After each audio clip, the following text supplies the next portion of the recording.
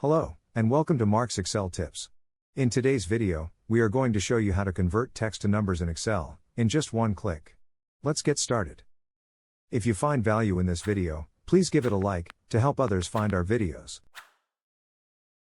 You can download this video tutorial, as a PDF, by following the link in the video description below.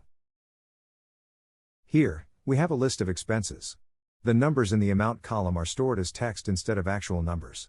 When you select cells with text stored as numbers, Excel shows this small warning icon.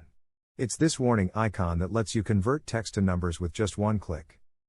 If you don't see the warning icon, or you have a large amount of data to convert, you can use the paste special method to convert text to numbers. I have linked to that video in the video description below. To convert text to numbers with the one-click method, select the cells you want to fix, and the warning icon appears. Click the warning icon. Then click Convert to Number. And that's it. The numbers are now real numbers instead of text. Notice they're right aligned, instead of left, and the total correctly shows 2160. That's it for today's video. If you enjoyed today's video, please give it a thumbs up and subscribe so you don't miss any of our future videos. Thanks for watching and have a great day.